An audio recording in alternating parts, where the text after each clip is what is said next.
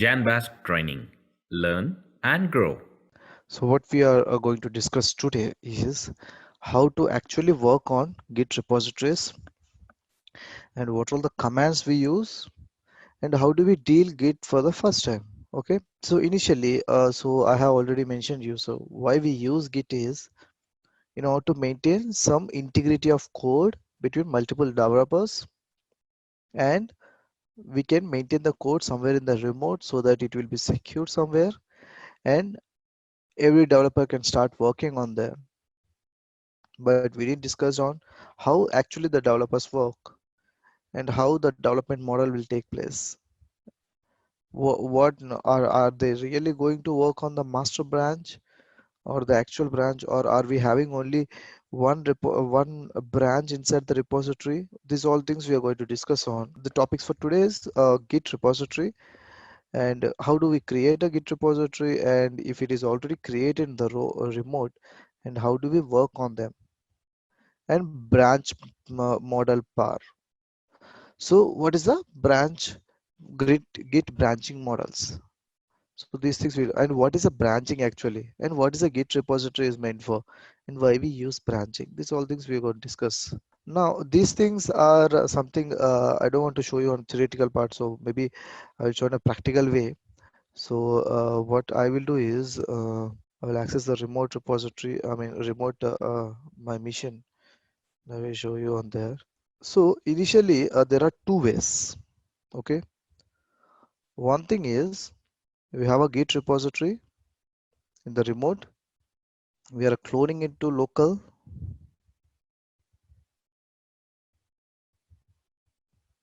in the sense our local missions,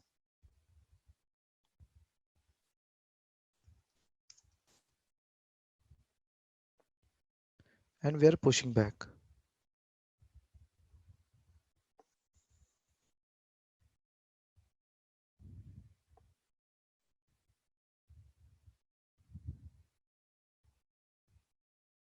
Okay, so what we are doing on, so there is a Git remote repository with some files. Okay, so we are having some files in Git remote repository. We are cloning them. So on the left side will be clone, and finally if we are all doing all the changes, we will push them back. Okay, now there is similarly another scenario where we have empty remote repository.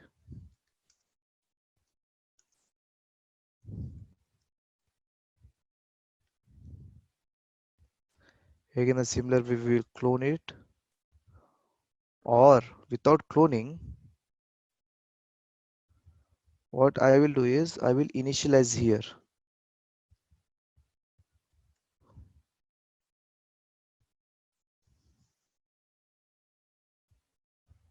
and I will push it back. Push it for the first time. Okay, this is a first time activity.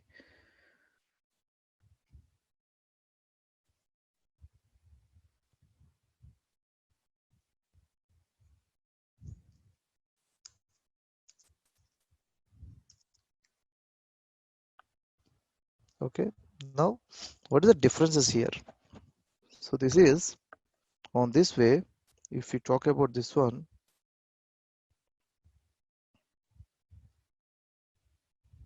so what's going on here?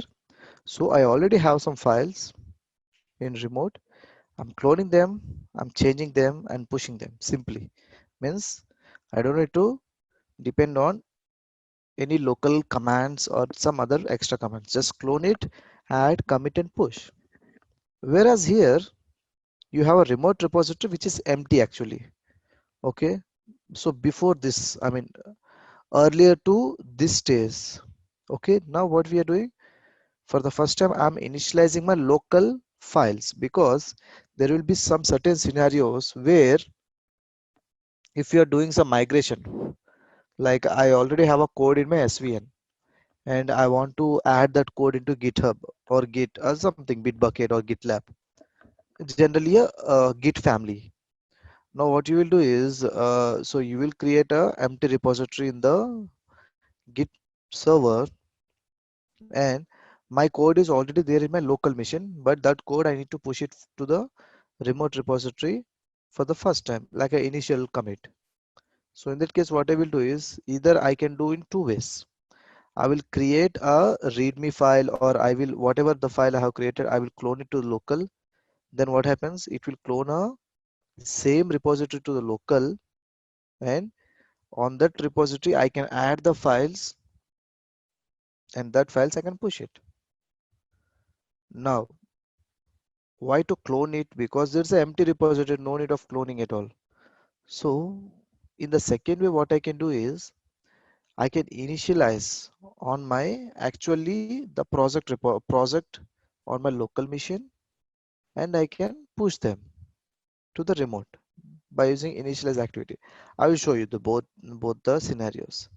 So this is some machine I'm taking, because I cannot use Git on my local because Git is not installed on my local.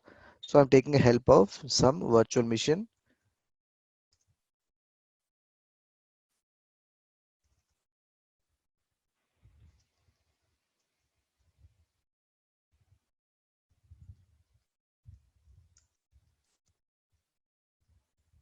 Okay.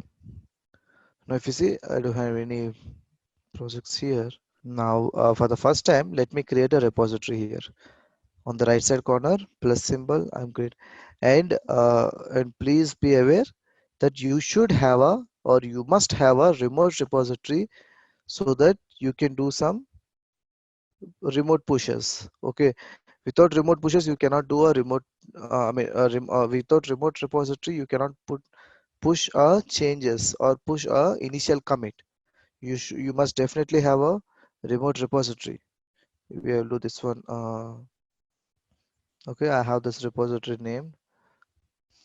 I'll make it as public. Create. Now for the first time, if you create an empty repository, they will already give the commands how to do. Three scenarios. If you go to another one, two scenarios. Now the other one's directly import from any subversion or Mercurial. Now you have two scenarios here. One is create a new repository on the command line. The other one is push an existing repository which is already tagged to some other Git repository. Okay, so anyways you can do it. The same thing is, if you want to tag some remote repository to the local repository, there will be a simple scenario. There will be simple logic that I have a local and I have a remote. The only thing I need to check is whether the remote URL is present in the local copy, like a configuration file. Okay. For example, let me tell you an example. So if you take some application from your mobile, so what happens? How do the application communicates? Like for example, if you take a Facebook application, so how do the application communicates actually? Because our application is directly tagged to the Facebook URL, Facebook server URL. Or for example, if you take my mobile updates, if I'm using some Nokia mobile, the Nokia mobile, it will get updated every month. So how does it get updated? Because I am creating a connection between the remote, my Nokia server to my local Nokia machine via one server URL, server link. The similar way, we should have a remote link so that I can communicate in between like this. So that is the reason everywhere if you see git remote add origin this URL, git remote add origin this URL. So that's the reason URL is very important. Okay. And now what happens is, now I have created a git repository on my remote machine. Now what I need to do, I need to add some files here for the first time. So what I can do is, either I can clone a empty repository, on my local. How? Simply copy it and say git clone command. Use a clone command and enter. Okay, so clone command generally is used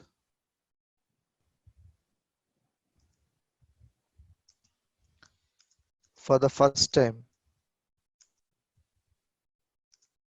for first time per repository. If you are cloning one repository, or if you want to work on one particular repository for the first time, you should always clone. Don't download it. There are a lot of differences while download and the clone. I will show you that difference as well. Okay, for the first time, if you are working on git repository here, then you will definitely clone. Okay, for the first time only, not from the next time itself. Okay, for the first time, if you want to bring a remote repository to the local, and this is per repository. For example, I'm cloning now July repository. So what I will do is, for the first time, if I want to work on this one, I will do a clone of this July repository. If there is a June repository or if there is an August repository, then I will clone the August repository if I want to work on August repository. So like this, for the first time, if you want to bring the remote repository to the local repository, you will clone. Now if you see, it forms a same repository name here. If you see, this is the repository name, right? July repository. The same thing, we'll get it here.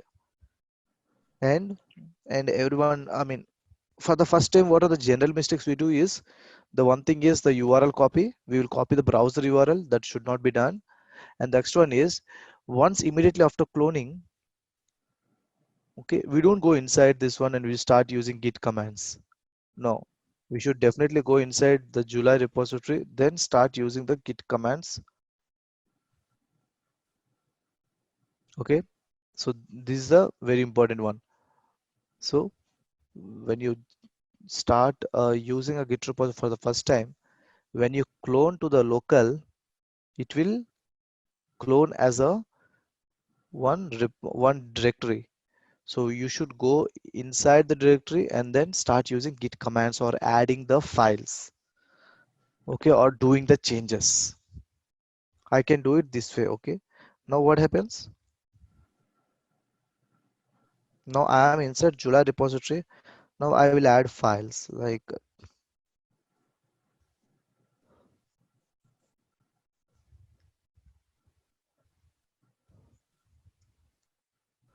I'm adding 9 files. Okay, I'm adding 9 files, and now adding in the sense adding your adding your project as well. The project which you are working on, the code which you are working on, you can simply copy them and paste it here. Okay, you can do it in either ways. Now I don't have any code, we are just simply trying out, so I have created a files right now here. Okay, now what happens, you have added some around 10 files, 9 files. Now you can simply, now you want to push this code to the remote. Okay, now there is an interesting part here. So cloning has been done here. First time activity clone.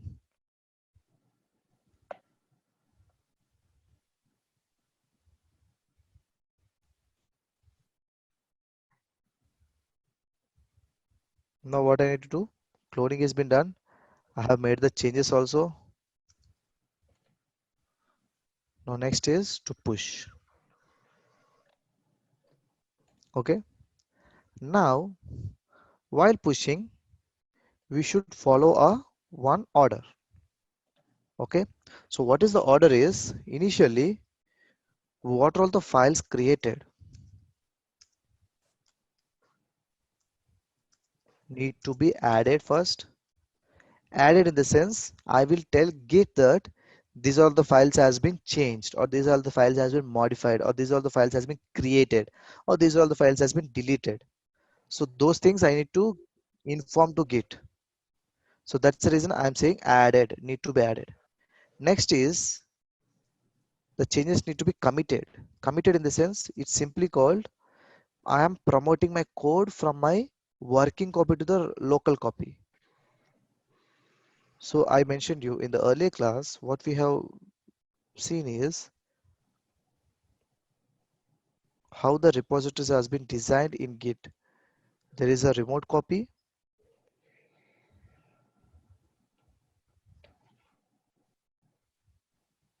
and this is a local machine, my local machine. Inside my local machine, there will be a local copy and the working copy. Working copy are the physical files. This is a remote. On the left side, I'm just drawing this one. And here, there is a local.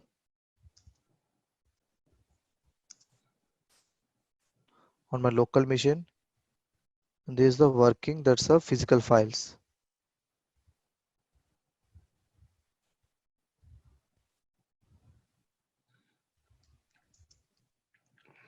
My mission, this is some GitHub server. While pushing, there will be a multiple things we need to keep in mind. The one is we will add. To add means we are simply the files, working copy files will be added here in the local copy. And what is a local copy on a practical way? If you see,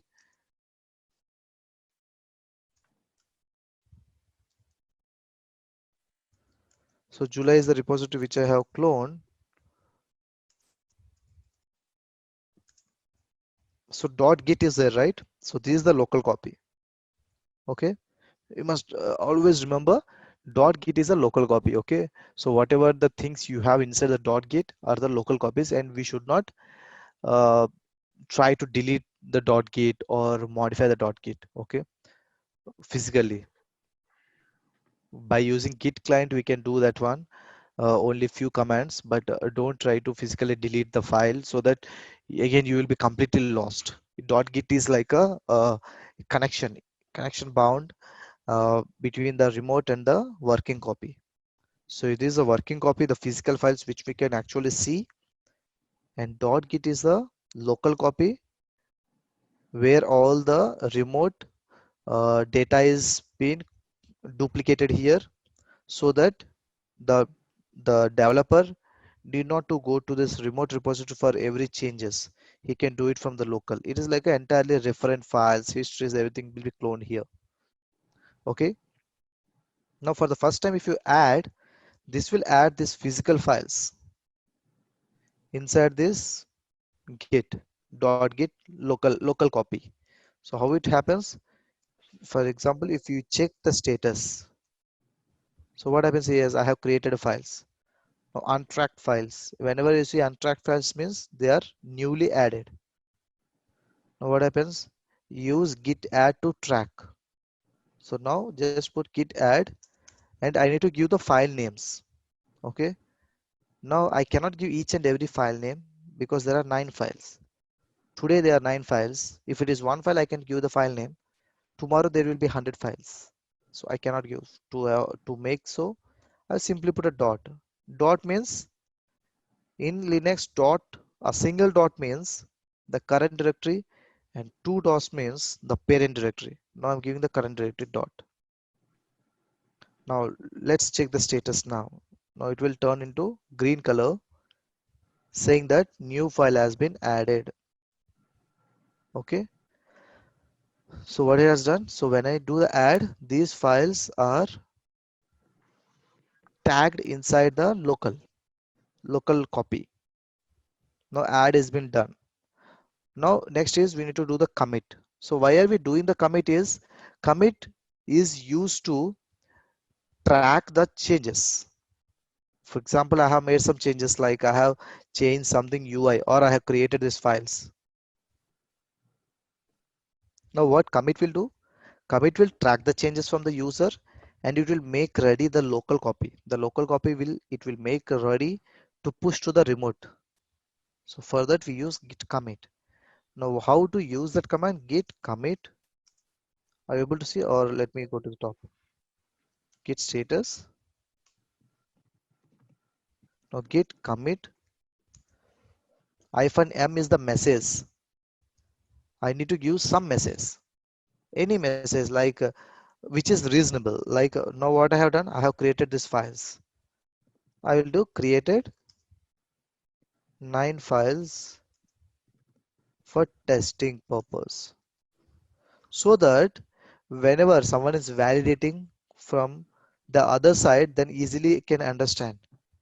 Generally, what do we prefer in the git commit messages are, generally we prefer the Jira IDs, like Jira so and so ID. So I was working on this story, and this story I can tag it here, like Jira story something like ABCD hyphen 1234. This story I'm working on, so I will put ABCD hyphen 1234 space. So this is being completed and tested from my end. I'm pushing to the remote. Like this, we'll give the messages for the git commit. Now if I give the message here, now what happened? Now it has changed. Create mode 100644. Now everything has been done. Okay, now what happens? I have done a commit. Now I have made a local copy ready to be pushed to the remote copy. Okay, now what I will do, once these two are ready, then I will do a push command, a simply push command, git push. Now it will ask for the authentication, because I didn't store my credentials on my Linux box. I don't want to store.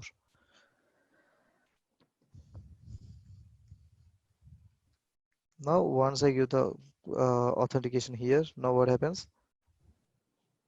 Yes, now I have pushed. Now let us check here. Once I will refresh, the files get added here. Okay, so like this, for the first time, if you are creating an empty repository, you can clone it. Okay, so there are another scenario where we use the initialize command. So why we use initialize command? Let me show you here. Let me create a one more project here.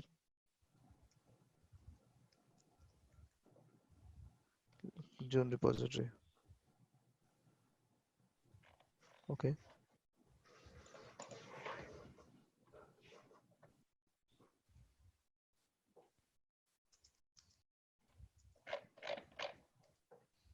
Okay, I'm doing, and I have given. Now I have a June repository here. Okay. Now what I will do is, now which scenario I will use initialize command. Now let us take directly. Mm,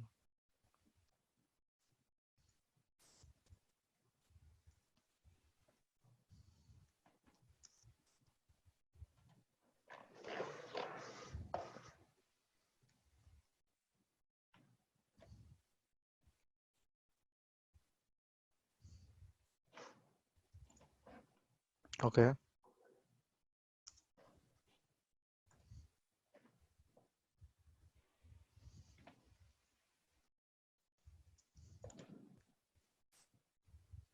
Okay. So let us take, I have few files. Okay, I have few files here and few folders which I'm currently working on. This might be from anywhere. Like I have already this code from SVN. Okay, like this, if I stay, for example, if I take, and what happens, my manager comes to me and says, boss, please move this files to the GitHub repository which I now created newly. This one. Now what I can do is, I can clone this, the same thing, git clone. And earlier what I have done, I have created files, right? Now I can clone this. So this will clone a June repository like this, git clone. If I copy here, now it clone, you have appeared to be cloning empty repository. Now what happens, I will go to June repository inside. There are no files present here. Now I'll go to again this one, 7 July. There are these files. Now what I will do, I will copy these files, cp copy to the June repository, and I will push it. Simple way. But I need to clone it again. Now there is another scenario. What I can do is, I can simply use the initialize command. How I can use the initialize command? Because I already have the project here and I want to duplicate the space. So what I will do, git initialize, git init. If I put enter, now this repository is this directory is changed as a git directory now. Earlier it was not a git directory, now it is a git directory because we have initialized the .git. And in any by any chance, if you don't remember this one how to do, you can simply take this help. They are already given on any platform like on GitHub or GitLab or Bitbucket. They will give this one help. Okay, now I have initialized this one. Okay, now I have already mentioned you. If you want to communicate between two repositories, then the URL is the must and should. Okay, so immediately add the URL. So how do you add the URL? If you see here, remote add origin so and so URL. Copy this one, add it. Okay, now it's been added. Now remain thing is same. Now I want to push it now. I'm ready to push. Git add dot git commit -m my initial commit. Okay, now git push. Now I need to set it. Git push -u origin master. Now if I put enter, and here I will show you the interesting part. Okay, now before refreshing this one, I will show you interesting part. Whenever on Git, if you try to push a empty repository or empty directory, here this one empty directories. One second, I will clear it and I will show you here. Whenever you try to push the empty directories, Git won't accept empty directories. You should have at least one file. Okay, so never try to push the empty repository, empty directories, empty folders. Okay, always try to push the folders which is having at least one file. Now here if you see, if I refresh, this will bring only the files. It is not bringing the folders because these are empty folders. So it will automatically get ignored. Okay, so that's the reason. And this is how we use the initialize command. Now what I have done, I simply initialized.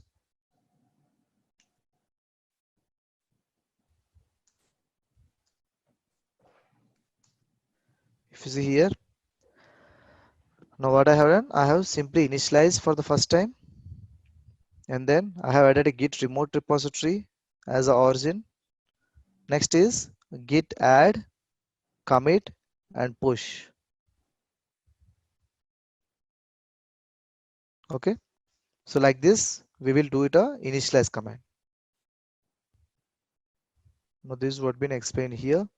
Git initialize, create an empty git repository and reinitialize an existing one. Okay, next comes is this one. So how do we use? In between the local and the working, there will be staging area where we'll add actually. Okay, so this will explain here. So working copy are the physical files which we can see, which we can work on. Staging area is once you add, those comes in the staging area. And next is the commit. Once you do the commit, it will go to the local copy and then it will be ready to push. Hereafter, we can push it and it will push to the remote repository. Now, if you already have an existing repository, I have mentioned you. So we will clone it and then we will do the changes and we will push it. Okay. Now, how the process it continues. So forget about this one. No need to fork. Okay. For your testing purpose, you can fork it, or you already have a repository on your GitHub. Now for the first time, you will clone, not the pull. For the first time, you will do the clone to a computer. On your computer, once you clone, you will have multiple copies. One is the local copy, the other one is the working copy. Once you are done with the work, on the working copy, you will add it, and it will go to the staging area. And from the staging area, you will again commit to move to the local copy. From the local copy, you will simply push it. It will push to the remote. Okay. So whenever you do changes and you want to push, always do add, commit, push. These are simply commands, and you can do them. Add, commit, and push. Okay. Clone and push works in this way. Now, coming to the branching model, what is a branching model is? Whenever you talk about Git or uh, GitHub, GitLab or Bitbucket, always do remember they are like a tree. Always remember they are the trees. Okay, the GitHub server, GitLab server, and Bitbucket server are like a trees. Okay, and we will deal with the branches inside. One big trunk branch will one big branch. Under this branch, we will have these branches are called repositories. Okay, this individual big trunks are called repositories, and under this repository we will have branches, smaller branches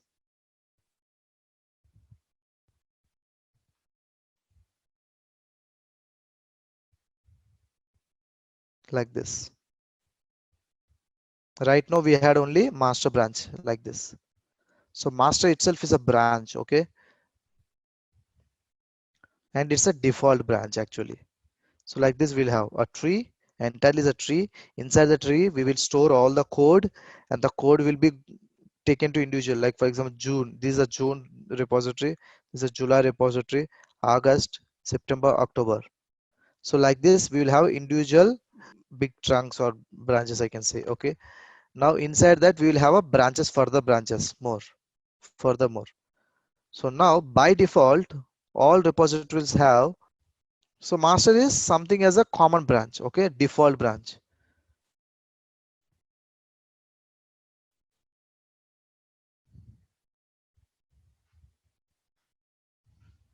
I can take this one as similar. Okay, so by default they will have master as a common branch or a default branch. Okay, whenever you create a repository, you will always create a master as a default. Okay, now master branch. Now let us take, this is a very important one. This is a very important data, and I don't want to mess up with the data. So what I will do is I will take a duplicate copy and then I will work on, right? Wherever if you see any examples anywhere, so you don't take a risk of working directly on the master copy. So you will take a backup. For example, movie. So what happens is movie, there will be a master copy, master DVD, and what they will do is they will burn this DVD to multiple duplicate DVDs, so that master DVD will be kept secure somewhere, and these duplicate DVDs will be used. And if something goes in duplicate DVD, they can delete, they can break them and they can throw them, because they already have a master. They are very confident about the master. We already have a master somewhere, so we can break them. Whatever we can do, we can use them until it gets used, and if it is not getting used, then break them. The similar way, here we have a repository. Inside the repository, master is the default one, and we always not to prefer on the master, to work on the master, and we will work on the branches. So what is the branches is? Branch is a copy of the master actually.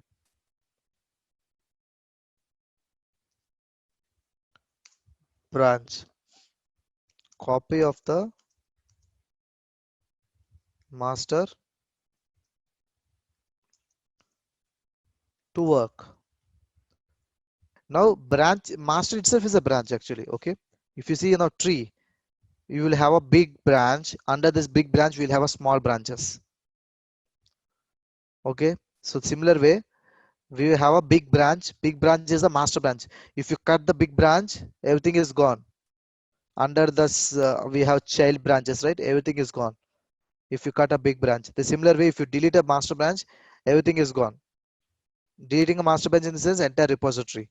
Okay, so that's the reason. Now we have a branch. Inside the branch we'll have master. Now what is meant by other branches? Why we create other branches is in order not to work directly on the master branch, we will create a duplicate of the master branch towards the branch, and we will work on here. And if everything is good, then we will again push the changes from the branch to the master. And if something is wrong, we will delete it and we will again clone it from the master. Clone it in the sense make a copy. Okay, so how can we do that one? And this is the reason we create a master branch and the other branches. What are the other branches we use actually? It can be any name. Okay, naming is your wish, and I will show you here the general practice and standard company standards or market standard namings. The one is we use a develop as a branch name and release as a branch name. The other one is if you are using any integrations with Jenkins, then we will use a feature slash so and so name like my first branch and release my first branch, like this. Hard coded or it is not something it must be followed, but it is a recommended way so that it will be easy for your maintenance. Develop is the development branch where usually the developers work, and release is the non-prod branch. For example, if you want to do some testing or non-prod environment, we will use a release.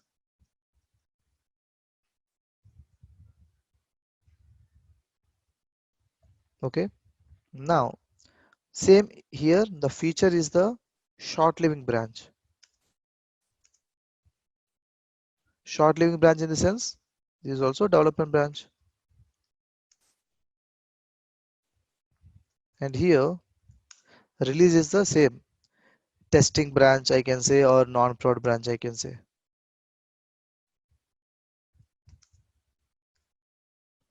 And this is again, it is not constant across the organizations. Someone might use this as a default branch. Now release branches will be stable, right? Release branch they will directly promote to the production. Like this, there will be a lot of variables. Okay, where there are a lot of variations, and these are the a few market standard methods which we follow generally in the branching strategy. So again, here the main concept is why we use branch. So the main motto of using branch is how we can avoid master the direct access to the developers. How we can avoid master the direct access to the, okay, that's the reason we create branches actually. Okay, now while creating a branch, so how we can create it? We can create in two ways. One is I can create from local and push it, or I can create a remote and everyone can start clone it. How means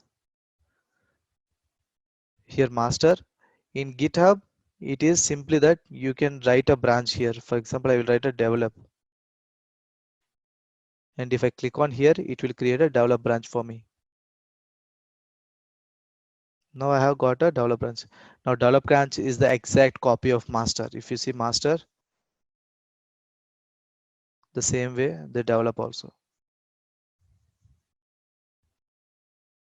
Okay, this branch is even with master, means is equal to the master. Okay, so that's the reason we cannot create an empty branch. Of course we can create in few scenarios, but again it is not recommended to create an empty branch. Because why we create empty branch and why we need actually empty branch? Because we are actually working on the master, and we don't have a direct access to the master. That's the reason we will create a branch, and then we will work on here and we will again push back to the master. So that's the reason we generally don't prefer to create empty branches. Okay, this is a way how we can create from the remote repository itself. Okay, now create a develop branch. Now what happened? The same way we will clone this branch, we will do all the changes, whatever the changes we need, and we will raise a pull request here. Okay, what is a pull request usually? So I will explain you all the these things here, and I will show you in a practical way. Okay, what is a pull request? A request towards master to please pull the changes from the current branch. Okay, what is a pull request is? A pull request is simply a I am I'm requesting a master to please pull the changes from developer to the develop branch to the master branch. And why we are doing, you will get to know once I show you on a demo. Okay, now this is a pull request usually. Pull request is just I'm requesting a master to please pull the changes from my current branch. This branch can be anything. This branch can be a develop branch, release branch, feature slash branch, or release slash branch, or bug fix branch, or spot fix branch. Till now, there will be a remote repository, and there will be a my local machine, and local machine will have a local copy and the working copy. So from remote, I will clone the code, I will work on my local, and I will push it. Now, this everything, whatever discussing branching, everything is on the remote. Okay, how this remote has been categorized. Now, this is the actual model from the developer's end. Now, from the repository model side, what we are doing is we are having a remote. Now we have a two ways, two remotes, multiple remotes, not only two.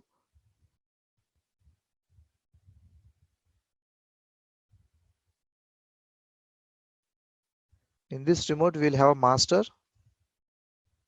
and from the master, I will create a develop branch.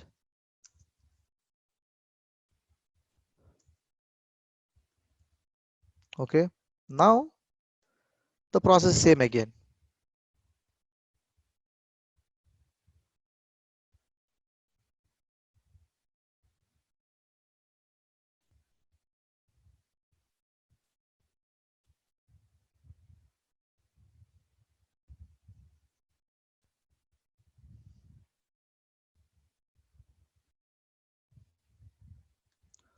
The process is same as it is what we are doing with the remote right now. We will be doing similarly with the branch itself. So for us, remote is same. A remote is something in the remote machine. So that can be a develop branch, that can be a master branch.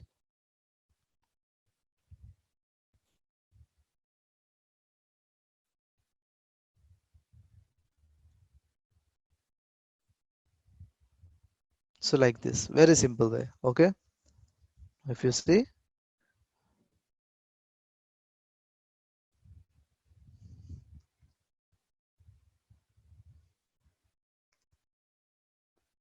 okay, now what we are doing is earlier what we have learned, like I have some remote and I will do this one.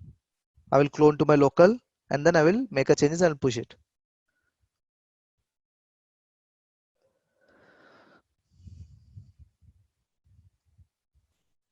Now what happens? The same thing is clone and push, but the thing is slightly different that I'm not directly accessing the master. This was a master earlier when we were discussing. Now what I'm doing is I'm not directly accessing the master. Now I'm accessing the develop branch. Okay, just I'm creating from here, create, and here we'll raise a pull request.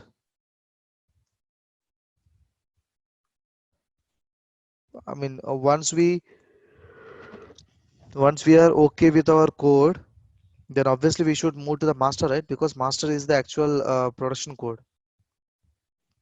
Master is the main reference code or master. So that's the reason again we'll push it back. So what happened? We are now not directly working on the master. We are not directly letting developers to access master directly. So we'll be using some permissions here, so no one can able to write directly, so that they can only do via pull request. Now the same branching model is been described here, how the branching model is. Now there is a master. From the master they will keep on working here. There should be one more branch here inside which will have this yellow marks, but they have directly drawn here. They have taken I mean they have shown master and feature as the same one. Okay, now from master the first release is done. Changes here, release tag 1, is tag 2. Now on the release, if they find some bug, they will bring the bug as part of development, and they will do development, and if everything is good, then they will again put on release 1. Just see, they are simply creating a branch here. There is a release 1 0.1 0.2 1.x, and again they will start working from this release. Now again once development is done, again they will push back to the releases. Create a branching strategy, means which branch and how the branching should work on. Here the pull request is different and here the pull is different. Okay, wherever you see, you might see clone and pull. So what is pull means, if you are doing some changes locally and you want again the remote changes to be local, then you use a pull. Fetch and pull are like the same, almost similar, but pull is little one step ahead of fetch. Okay, now I have selected a develop branch. Now I can clone it. Now I will copy this URL and I will simply clone, and this will bring my develop branch. No, it never happens, because I already said the repository is always pointing out to the master. And if you want to change the branch here, then what you need to do, in between git clone URL, you need to put -b equal to branch name, like this. If you see -b develop. So if you see the name, see the command here, the same thing.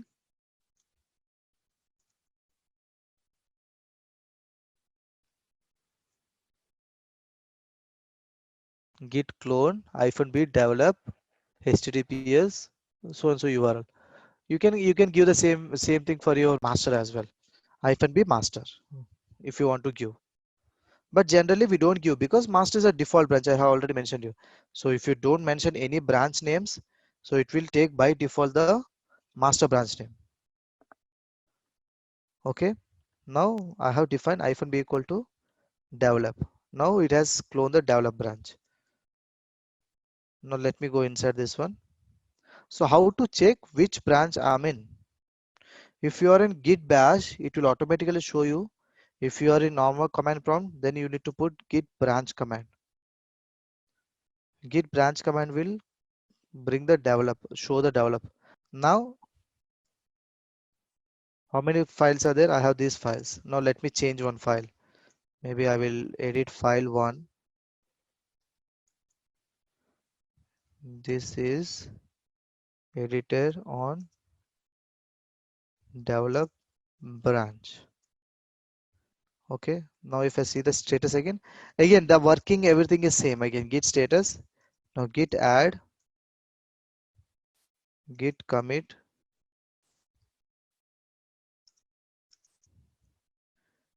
change file1 at .txt as part of demo. Git push bsk1.2.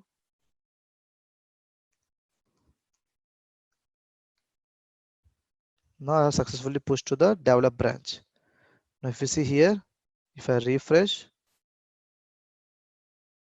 changes file text1 as part of demo. If you go inside now here, this is edited on develop branch.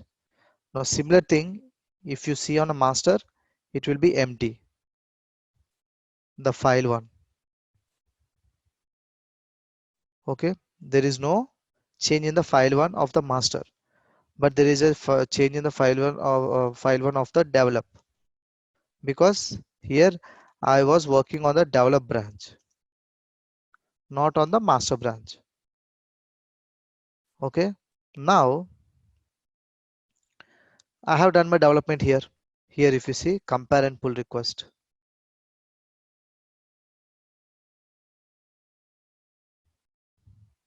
Now I will simply create a pull request.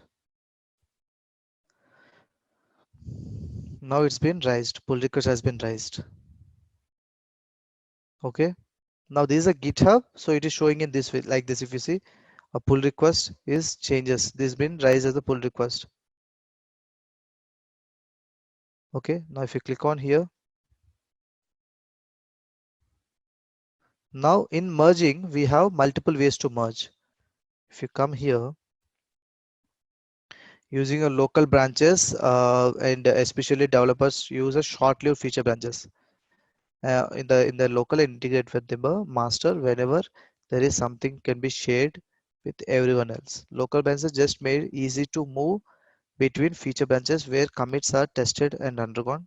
Now, see if you see here, master branch, the development goes on, and the other one is also coming from this side, and again they will create a local branches, individual branches, then they will do the development. They will do the development, and if everything is good, then they will push it to the master. Right, like now how we raised a request. Now while merging, there are few categories of merging here. If you do this merge, then what happens is it will take out all the commits history from the develop branch and it will push to the master, the first one, which is sometimes needed, sometimes not needed. I think it's been explained here as well. The same thing. Now what we have done is we have taken a local branch, develop branch. This is a master branch, this is a develop branch.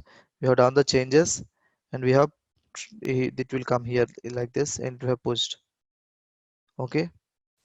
Now the shared remote branches are this one. Okay. Now there are three ways: squash, merge, and rebase. Squash means how do we squash actually?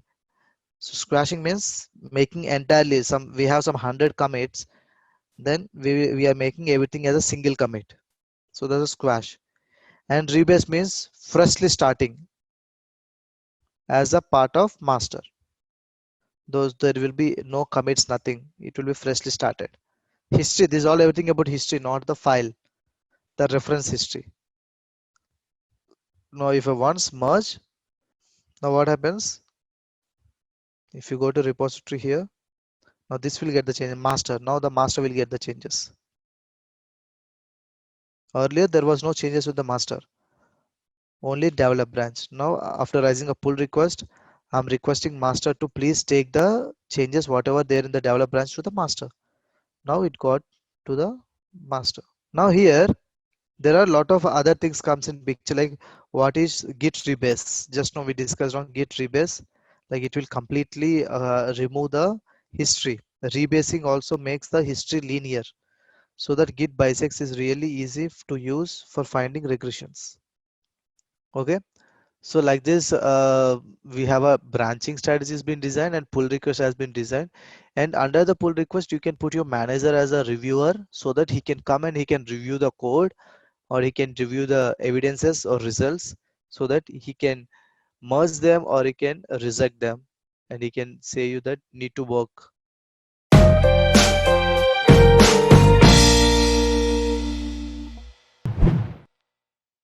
Janbass Training. Learn and grow.